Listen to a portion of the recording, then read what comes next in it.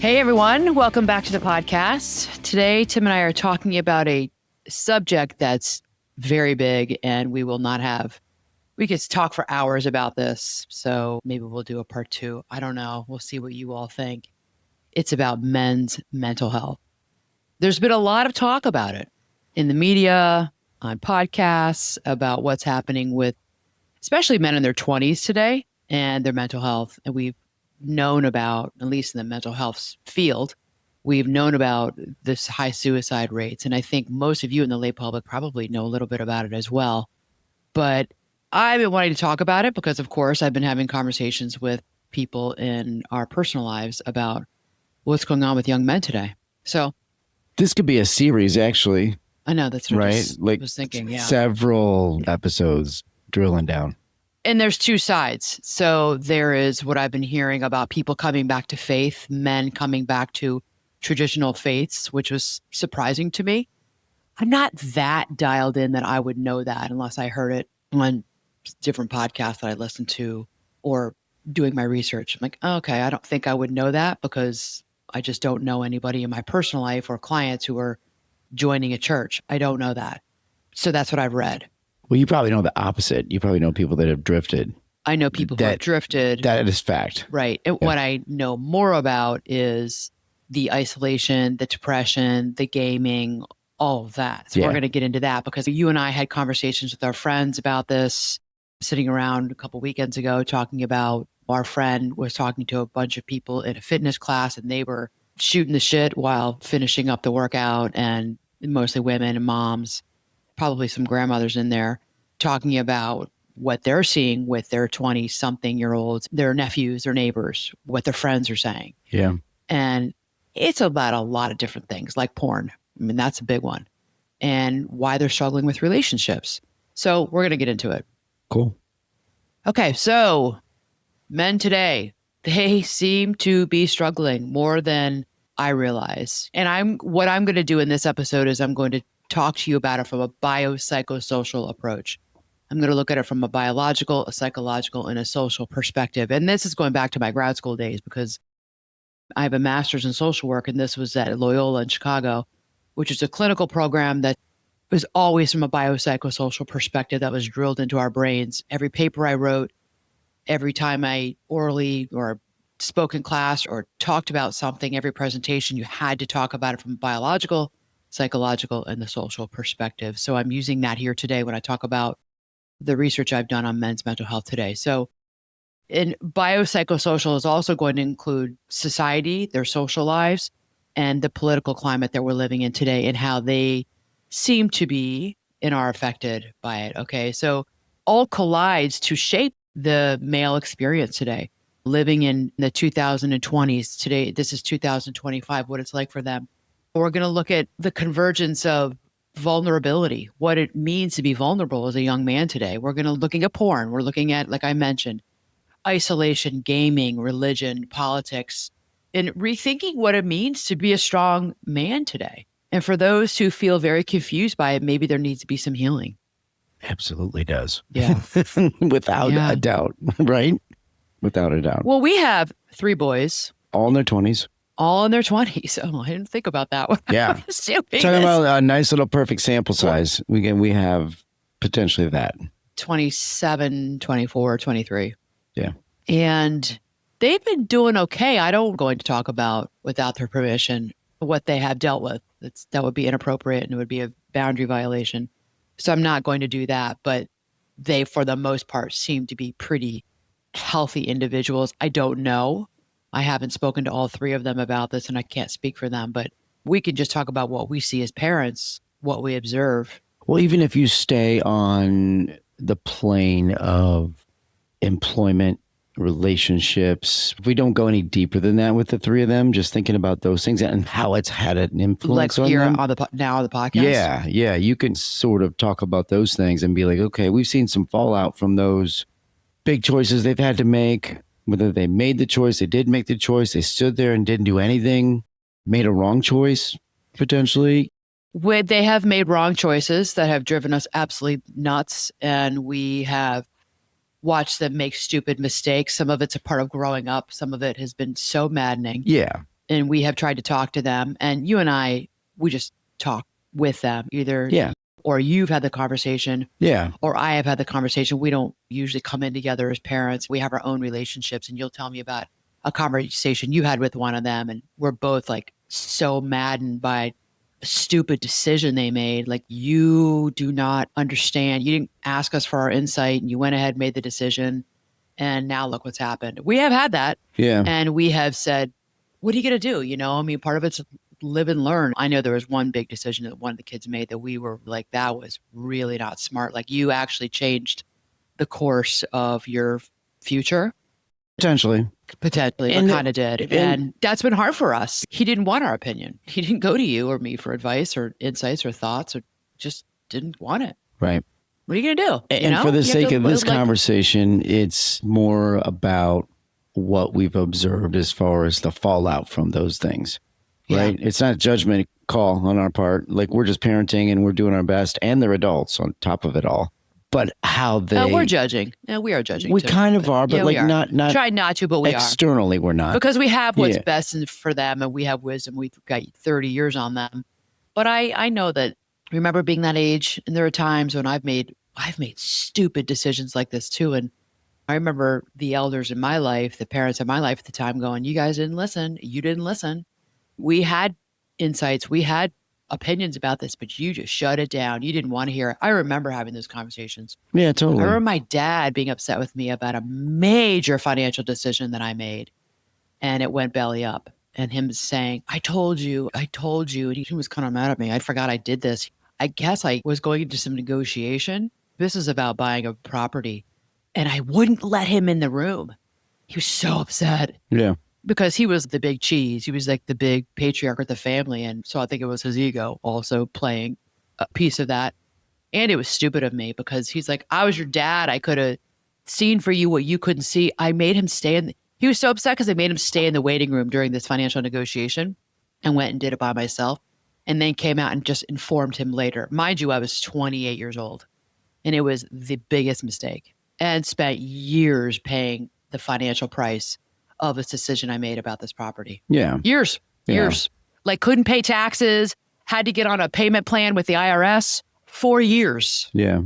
One of the biggest financial mistakes I ever made. Yeah.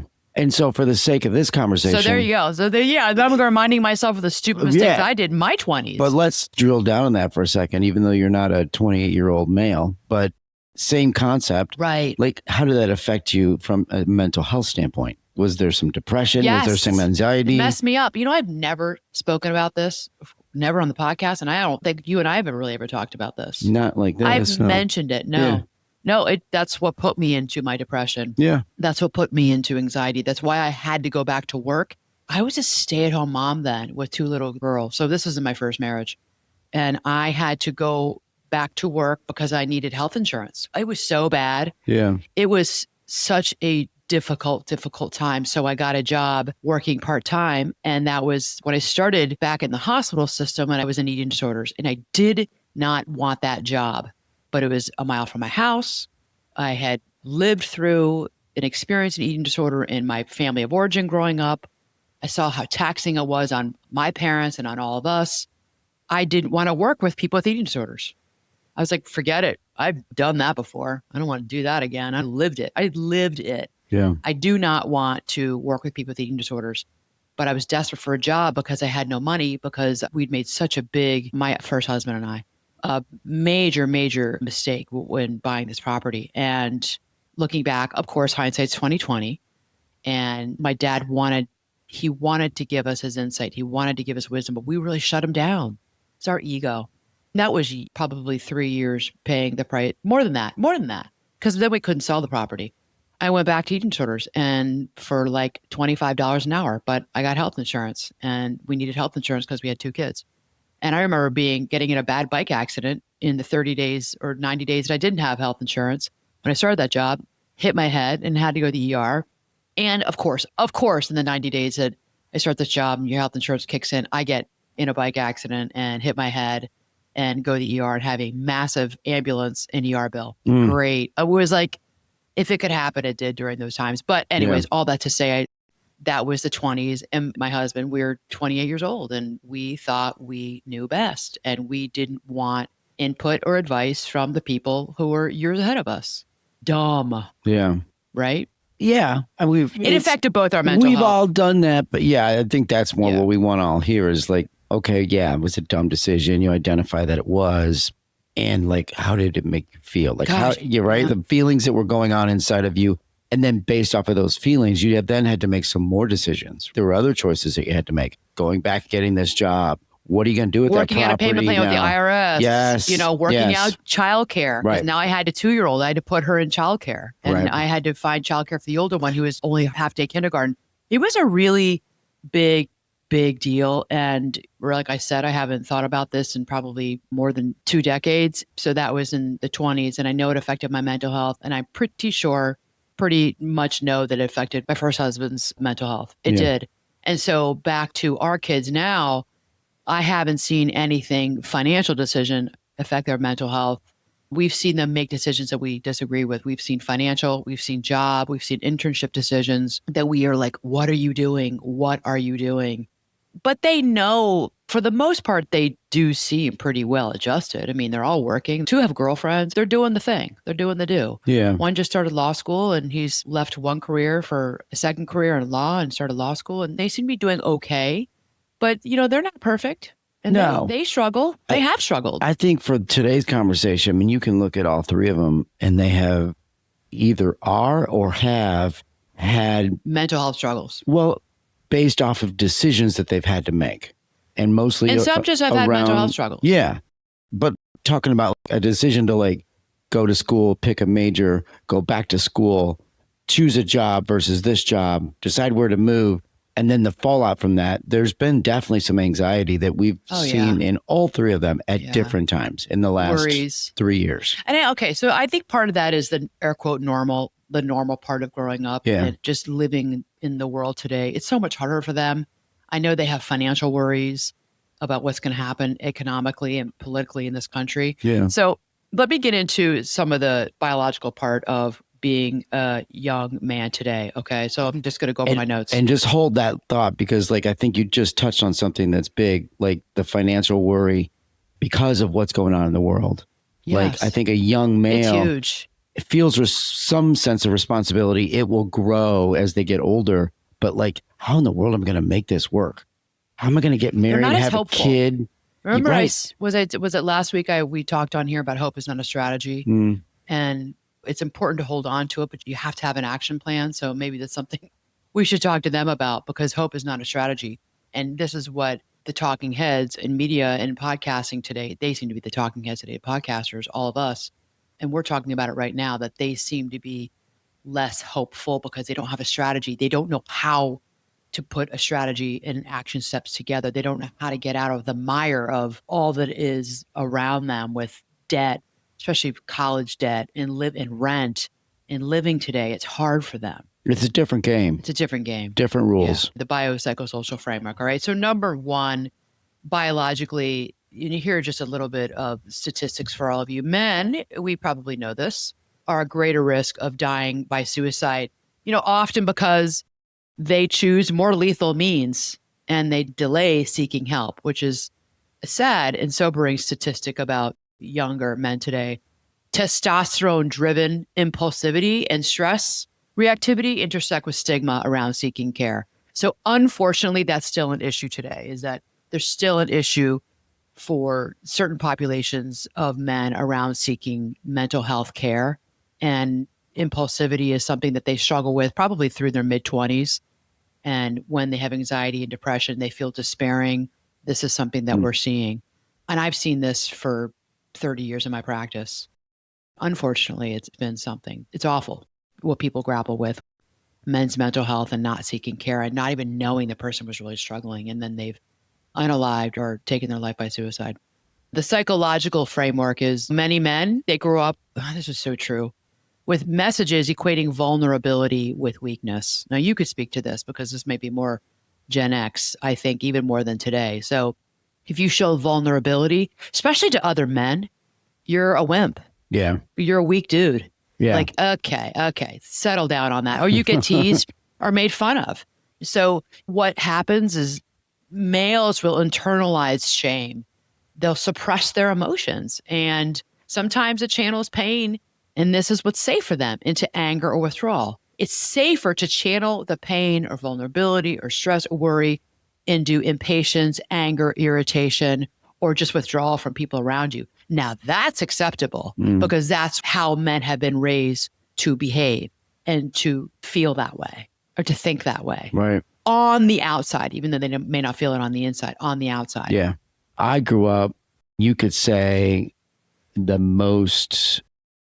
majority of the years would have been like in the 70s, 80s. Yeah. Like, right, that middle school to like college ages, right? And so you're spot on with what do you idolize as a middle schooler, as an early high school kid? You idolize like the bigger, stronger, faster kids because it was that simple. I think it's pretty much the same today, isn't it? It is, but it was more raw back then, I think. There would be moments where all of a sudden there'd be like an actual fight, like in a hallway in a school. You're not going to see that today. Oh, yeah. Right? Yeah, you did see fights. Right? Yeah. So, and it was like, whoa. It's a rumble, 3:00. Right. Rumble today. Yeah, Well, you worked it out physically. You did. And so if you weren't in that group that was like the bigger, stronger, faster, then you were just like, oh, wow. Like you stood back kind of in awe of the two different sides to the conflict, let's say. Were you in awe of that? Well, just from this. I don't think you were in that group. I was not in that group. Yeah. No. So, but I had friends that were in that group because I had friends that were athletes that I played whatever with. And of course they were in that group. And so that was hard to watch that because they're in the middle of this conflict and it's a physical conflict. And it's like, whoa, but you're trying to relate to it, but you cannot. And then you feel bad because then you see something happen that you didn't really want to see, let's say. It was weird. So, but that's when I grew up watching that kind of stuff. But that does have an impact as you start to then make decisions about like, okay, so what to do about that? Do you think guys were tougher back then? Do you think Gen X, I mean, this is all over TikTok that we are a tougher generation. And I am getting the algorithm because I have liked a couple of them. I thought they were funny, like the TikTok of being sent outside with the screen door, shutting and my mom locking it and being like, it's summertime, get outside, play, be gone all day.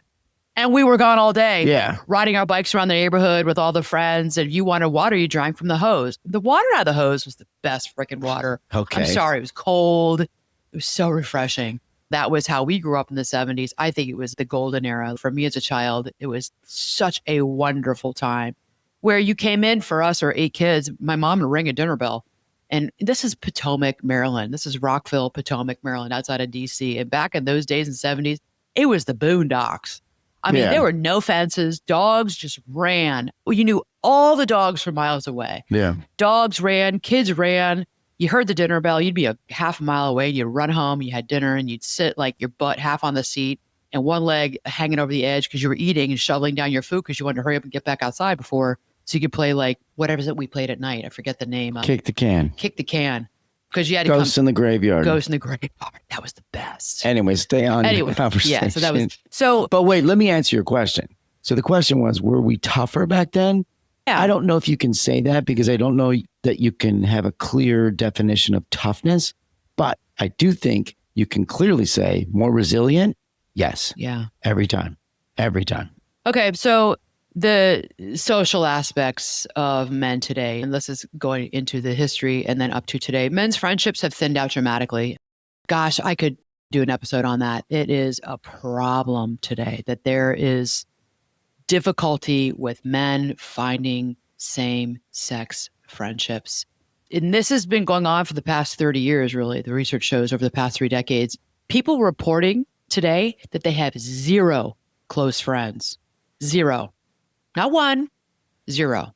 You add the economic strain, you add the shifting gender roles that are happening and political polarization, and you get men feeling lost in a world that no longer has a clear script for them. I'm going to say here, this is mostly heterosexual men, and maybe homosexual men listening to this, might find themselves fitting into parts of the script as well, or the whole script. I called my friend who we had that conversation with a couple of weeks ago when I was doing research for this, and I said, hey, because I wanted a reminder of that conversation of what she said, what that person in that class said about men today, and that they feel like, right, that they are lost, that there's not a part for them. And we both agreed that Well, it's men in general, but we were saying like white males have been hearing a lot about you're not good. We're tired of you. The patriarchy, you are the patriarchy in this country. And so 23, 24, 25-year-olds growing up and hearing that are looking at themselves, feeling like crap about themselves because it's like, what? What do you mean I'm the patriarchy? I'm in college. I just graduated. Or a 17-year-old might hear this. They're growing up feeling that people don't like them and they don't know why. Yeah. I have had that thought once or twice in the past year listening to, and this is from media. So this is media does this about being a white female, especially a blonde white chick. I have felt that way. Like, oh, am I the one that now people don't like? And it's hard to hear because you're just yourself. Yeah. Yourself with your views. And I love people from all religion and races and want to talk to you and know more about you. I'm curious about you. Tell me about your life and where you come from and where your great grandparents came from. And to think that I could be hated because of the color of my skin and because of the color of my hair. It's not a good feeling. I've had it a couple of times in the past year. Like, oh, geez. I mean, you're talking about labels, right? Exactly. And, Yeah. and Labels. stereotypes. And it's Right. like, whether you're the one writing that label for somebody else or somebody's writing it for you, it doesn't feel good, right? No, like right, nobody right. likes that. So, You no, know? for anyone. Yeah. And if you're a Any young person. 20-some-year-old male and you're being labeled in a certain way at a time when you're trying to figure things out already, Right. and then you get that on top of it, wow, that's a tough one right Well, there can you for you. Can you see how depression starts to sink in? 1,000%. So go back, because I'm intrigued a little bit about the lack of friendships, the males with the lack of male friends. You said that's not. Oh, you and I most of- talked about it here on the podcast about men, about your age. Yeah. Like men. But what's that struggle. all about? Like, why is that? Why do men not take the time? Because that's really what it is. You don't take the time to invest. Are you stumbling through life and you're so stinking busy that the light bulb's not even on for you to think about those things? Or is it that you don't want to? The question is, what is friendship? What is friendship? And when you're talking right now, I'm thinking about, okay, I'm sure that if you're in the workplace, maybe you have some acquaintances at work. And today, and since COVID, especially since 2020, we're not at work every day. I have to say, COVID really did do a number on so many of us with getting out and being social. People are not going out to dinner as much as they used to. The basketball teams have dropped off. The going to the rec center has dropped off. Going to the gym, I think for many people, I think it's come back. That has dropped off. I think it's coming back. But when we are remote or we're hybrid, we've had several people tell us in their 20s that we know, men saying and women saying, I like to go into work, but it's hybrid and you can choose the day you go in. So the people that I really like that I want to see, they don't go in on the day that I'm there. And darn, because you can choose it. And it's wonderful in many, many ways to be hybrid, but it's not good, I think, for team culture, for work culture to, like, I went in on Wednesday, thought I was going to see Joe and I want to talk to him about this case, but he was here yesterday and he's not coming in the rest of the week. He's working from home. So I'll FaceTime him or I'll give him a call. Yeah. But I'm not seeing him. There's something to eye contact. So I think the workplace has changed. We do know people who are in the office 5 days a week. Yeah. It is maybe 20% of people we know. Right. 80% are hybrid. Right. And some are remote still. Right. So I think that's a big piece of it. Well, that might be the piece of it. Although pickleball seems to be the new basketball. I mean, pickleball for everyone is the new. There is hope that we're getting back. Well, okay. So let's drill down on that just for a second. If you're going to lean and embrace pickleball as your moment to be interactive and social, you're talking maybe, I don't know, 5 hours a week. And you got to find people to play pickleball Right. with. So let's start doing the math together. Let's give you 10 hours a week. Let's say in 10 hours a week, you play pickleball and it's social and you have interactions with people. That's a lot of hours playing pickleball. It's a lot of hours. Yeah. However, if you think about how many hours you work, so let's wind the clock back 20 years and you were at work 8 to 10 hours a day times 5. It's and 50 all hour of work those, week, right. Right. But that's all times for you to hone in your skill set to practice being social, personal interaction, communication. You just lost 50 hours a week of all that practice time times how many ever months, times how many ever years. It's all gone now. And the only time you get to practice it is at pickleball. Yeah. Right. And it's like, oh, wow. You don't think it's enough? How is it? The scale is so freaking lopsided with that math. There's no way. We've taken kids out of classrooms. We've taken us out of work settings for some industries, not all. Well, they're back in the classrooms. They are now, but you've also developed a generation that has never had to do it, right? You've brought kids up in a generation where you've never had to be forced into a situation to practice and develop those skills. And now we're turning you loose in the workplace.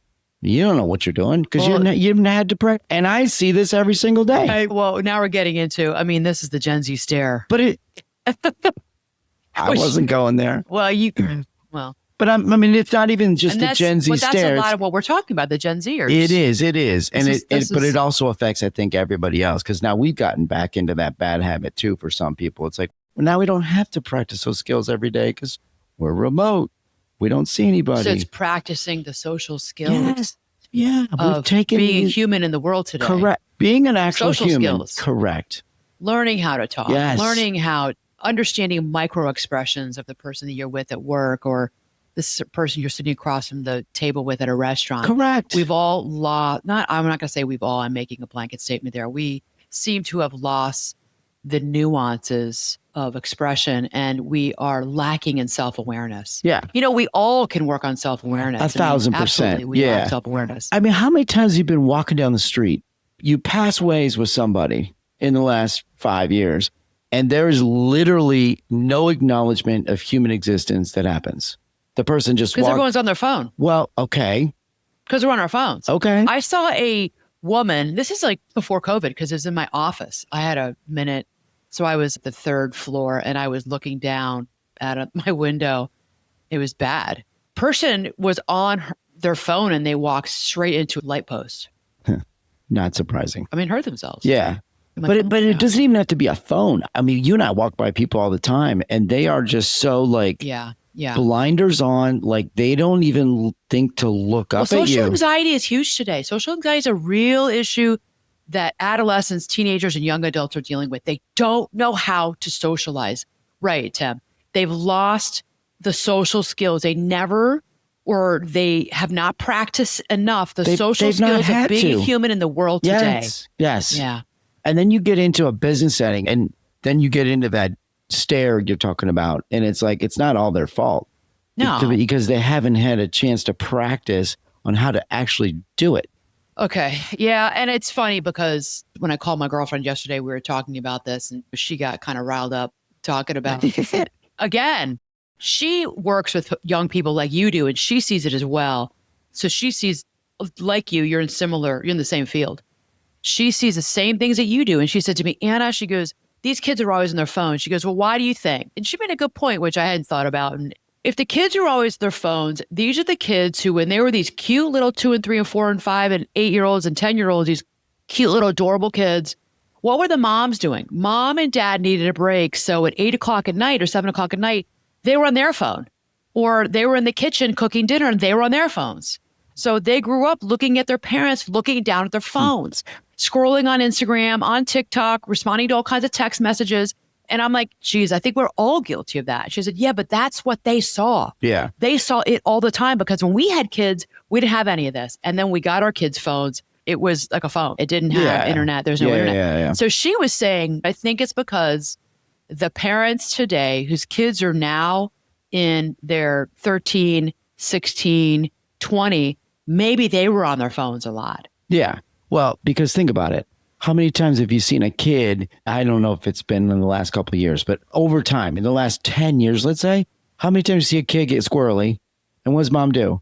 Oh, here, play on this. I don't know. Like, I think to myself, I have seen that a lot in the grocery store. And I think, well, I probably would do the same thing. You might have, but you didn't. If I had a 3-year-old who wouldn't sit in that front seat and I have to get my shopping done, I'd probably be like, here, look at the phone for a minute, watch Peppa Pig or play a cute little game until we're out of here. Yeah. I probably would do that. You might do it today, but you didn't Arthur do it. Was the babysitter when I was trying to get dinner ready or whatever the kids were watching at the time. It was the babysitter for 30 minutes.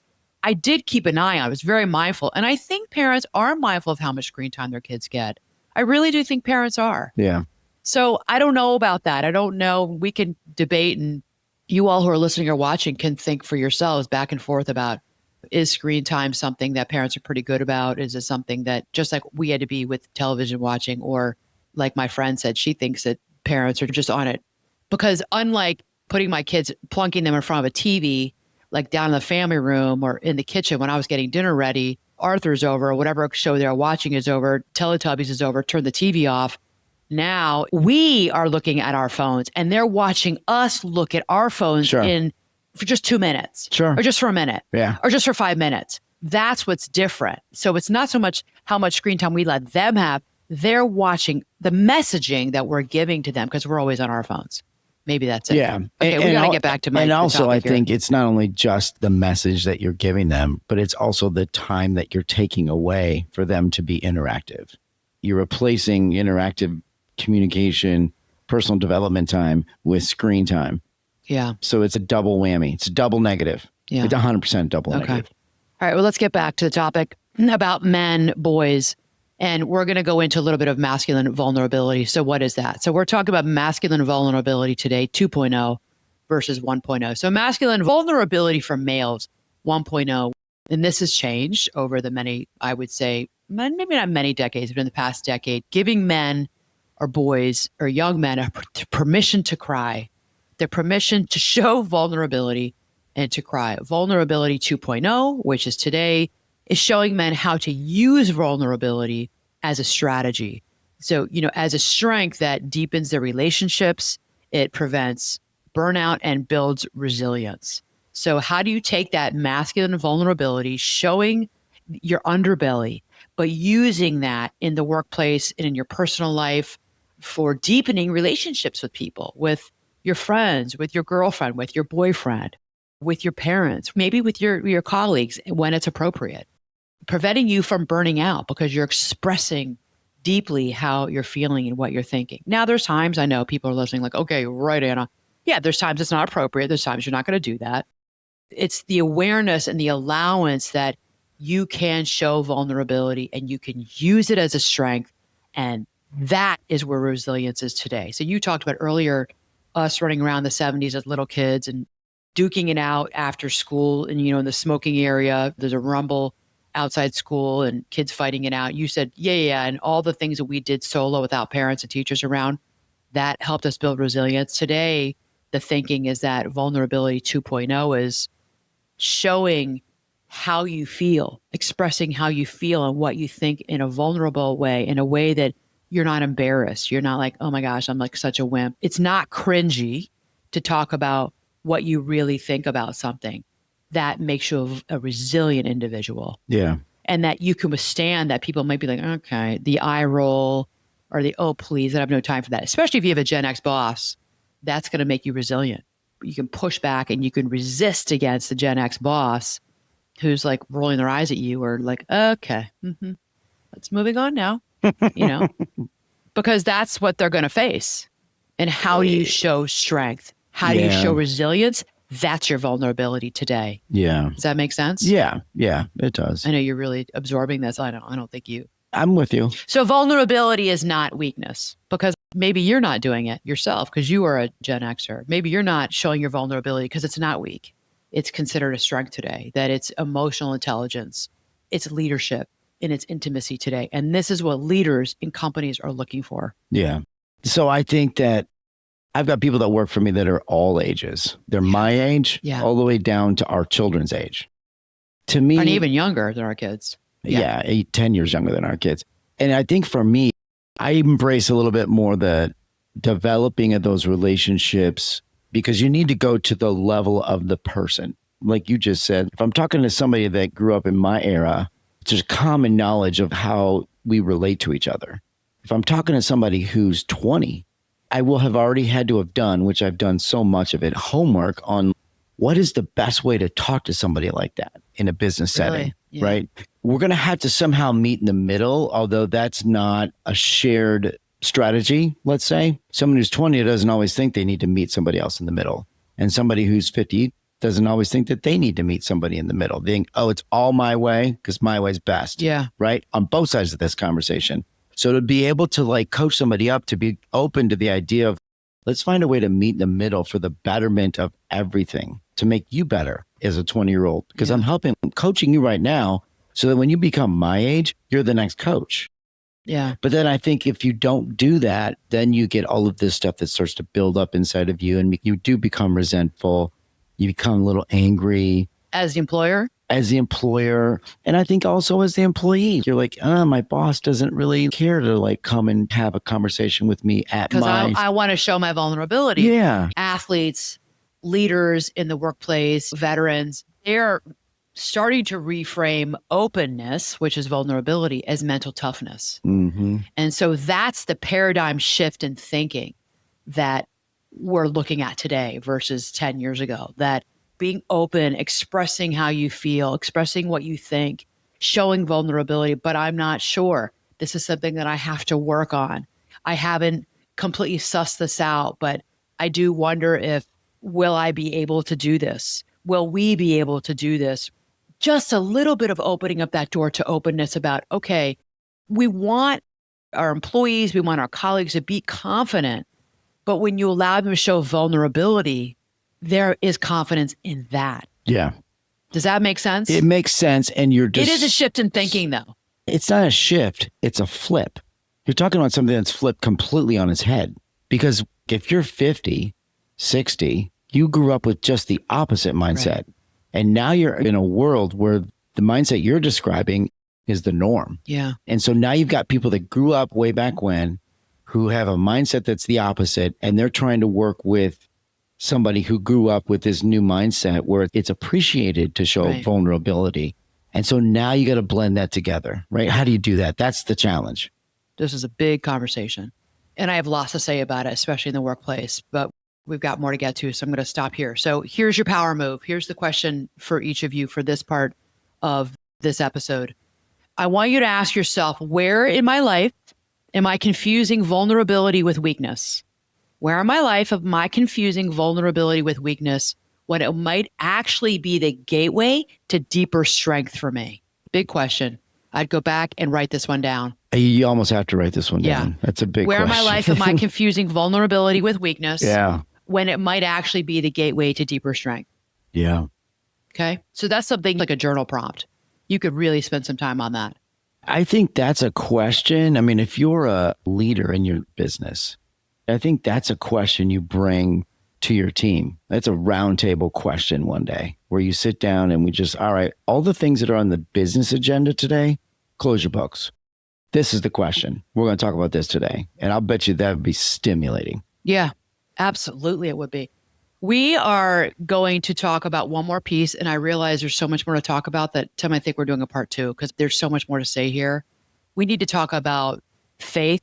There's a big change in faith and people coming back to traditional faith, which I mentioned earlier. We need to talk about porn. We need to talk about isolation. We need to talk about gaming, phones. Addictions. We're going to do a deeper dive, yeah. Addictions. We need to talk. We can't have this conversation without talking about porn. There's just no way because it's so much a part of the lives of men in their 20s and 30s today. Okay. Yeah. We got to talk about politics, race, and identity. That's a big piece of this. So I'm realizing, wow, there's a lot here. And I think we're going to have to. We haven't even scratched the surface. We're just, there's so much to say. Yeah. Just with what we're talking about now, we're like almost an hour in and there's more to say. So let's end with faith. Okay. Because there's this resurgence of people going back to, there's this huge influx of people at Easter time coming into the Catholic Church. And I was telling a few people about this. They're like, really? I did not know that. I don't listen. I know who Jordan Peterson is. I know that one of our 3 kids has talked a little bit more about him. I listen to podcasts that talk about Jordan Peterson.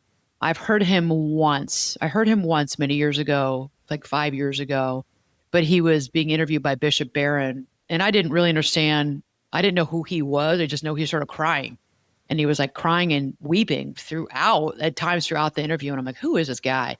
Well, he's a former professor at the University of Toronto. He's very contrarian. The mainstream, like the APA, American Psychological Association, and the Canadian Psychological Association, they don't like him. He's contrarian. He's gone against many of the traditional philosophies and beliefs of psychology, and he's really big into men's mental health. And I think that has had an impact on men today. But I will admit I don't know a whole lot about Jordan Peterson, but this is a thing. Okay, so why are they turning back to traditional religions? Because I think they're seeking structure, they're seeking clarity and belonging. So everything we just talked about with isolation and mental health, they're looking for a place where they belong, where they feel the door is open and come on in, take a seat. We want to get to know you. Okay. So it can be a wonderful thing. Faith in traditional or religion can be a wonderful thing for all people. And for this decade, this generation of the Gen Zers, and maybe some of the younger or the millennials or younger millennials, it could be a place where it inoculates them against depression and anxiety because there are protective factors. And what we know about faith is that it does lower suicide risk. It bonds them because they feel like they're a part of a community of other like-minded individuals, and it brings meaning. My girlfriend, when I was telling her this yesterday, she goes, "What? Why? Like, I don't understand this. I'd never heard this before. Why are they going back to traditional faith?" And the first thing that came to my mind, and then I was doing even more research on this last night before we got on here this morning, they're looking for purpose and meaning. We're looking for purpose and meaning. All of us, right? Aren't all of us at some point in our lives, at some level, looking for meaning in our life and looking for purpose? Yeah. And this is something they're finding the answers, many of them in traditional religions. Yeah. However, faith is also a risk for many people. So there's another side of this where faith and more the traditional religions, there is a tie and a connection to shame, dogmatism, or these very rigid gender roles. And that's where we've seen them leave, right? Yeah. Because religion is dogmatic. And if you don't go by the rules, there's shame, there's guilt, like you're a bad person. You need to come around. This is who you are. This is what Jesus said. This is what we believe in Judaism. This is what Islam teaches. And it's black or white thinking. There ain't no gray, black or white. So that's how it can go against. And that's what we have seen, I think, over the many, many years of people leaving organized religion. That's why I was so surprised to hear that they're coming back. Yeah. Right? So negative religious coping can really intensify guilt and fuel internalized stigma. So What? I feel like you just pulled the rug out from underneath everybody because you're starting to paint a picture of coming back to religion for the benefit of getting community and, quite honestly, probably some good takeaways because now you're back into a face-to-face environment again, right? And if the church were to lean into this a little bit, they can fully foster an environment where there's like open communication and small groups and a lot of contact with other people and face-to-face, like eye contact and all those things. And all those are all wonderful takeaways. Wonderful, wonderful. And then you just grab the rug and you're like, but the conversation's going to shift. And then we're going to point the finger at you in these like conversations. Well, I think but this is a real and honest conversation. I think it's important to talk about this. I know. And I'm not saying it's a bad it's thing. Layered. Yes. It's layered. Yeah. And they're contrarian and they contradict one another. And this is the life we're all living today. Yeah. But I think the church has to be really careful then. Don't chase them back to where they just came from, right? Yeah. Like embrace the fact that people are coming like the crab coming out of your shell. Don't chase them back into it.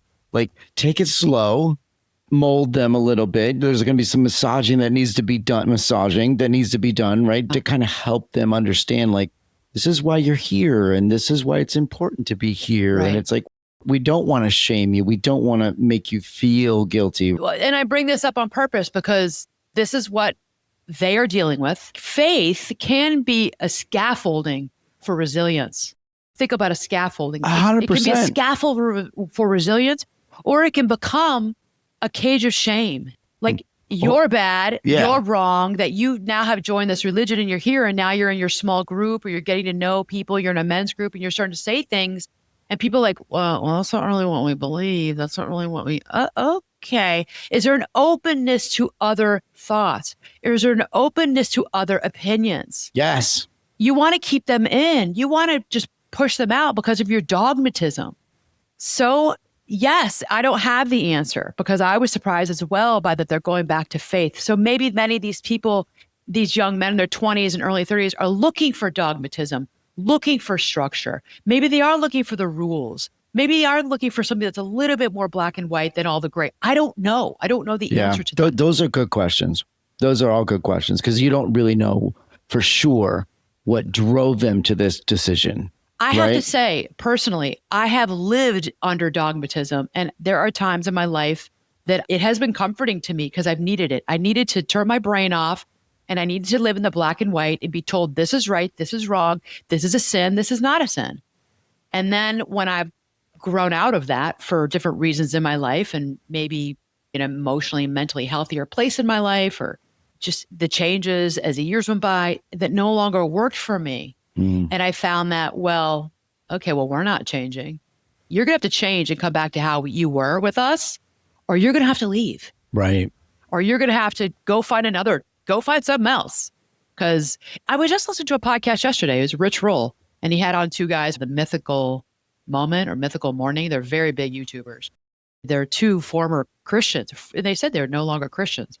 And it was very interesting. They were talking about their leaving the evangelical religion and why they did. And it was kind of sad because they said so many people on YouTube in the comments and probably on social media were damning them to hell in a way. I'm like, oh, that's not helpful. No. Or like saying we have young men in this religion who are listening to you and you're like taken down to hell with you. And so that's where you need to. It's bad. I thought, well, how's that helpful? And they just were so mad because they were pillars. I think they were pillars in the evangelical community in the region within which they lived. And then on YouTube. And then the parents and the elders are so upset because they started to really talk about the story about why they were leaving evangelicalism and then left Christianity, which is sad. I think they're probably both in a place of still discerning and seeking and trying to figure it all out for themselves. So you do have people who leave. So I was surprised to hear people are coming back. And I think it's because we're looking for purpose and meaning, and we're all finding it in our own ways, in different ways. Some of us are finding purpose and meaning in volunteering. We are finding purpose and meaning in a looser religion, a non-denominational, something you wouldn't even say it's religion. Others are finding it by kneeling in a pew on Sunday morning. And that's where they're finding it. Right. And it's different for everybody. I want you to find it. I want you to look for it and I want you to find it. And I want that to be something that will help you with your mental health and your spiritual health, your mental health and your emotional health. Yeah. Okay, we're going to end because this is an hour and we've got lots more to talk about. Next week, we're going to talk about porn, isolation, and the digital world of young men today. And we're going to talk about politics, race, and identity. Okay, so this is part one. Didn't know we were doing this, but this is a huge topic and we're going to do part two next week. This is a discussion. I'm asking you some thoughtful questions for your takeaways. Please don't forget to share this with anybody you think might appreciate this conversation and might find it of value. As always, rate and review the podcast with 5 stars. It makes all the difference in the world. As you've known before, this is free to all of you, and I don't make a dime from this podcast. What I do ask you to do for me is to take 2 minutes, go down to the bottom of your phone, hit the 5-star button there, and then write 1 or 2 or 3 sentences about the podcast. And that's the currency. So thank you so much. And even more so, I think this is a perfect episode to share. I just said, yeah. But I mean, I think of all the things. Really share this episode. This is a great one to share. Because it's a discussion. Yeah. So you could listen to us. And of course, if you have something you want to say to us, email me, hello@AnnaMarcolina. I would love to read your comments. I always do. I really appreciate it too. And I'll bring that into next week's episode. We can talk about what your thoughts are and what your questions are for us. But yeah, this could be a wonderful conversation for you to have with your family members, your friends, the other moms, the other dads about this is what's going on today. This is the episode I listened to. And you all talk about it. Right. Let's get the conversation going. There you go. Okay. Mad love, everyone. Part 2 next week.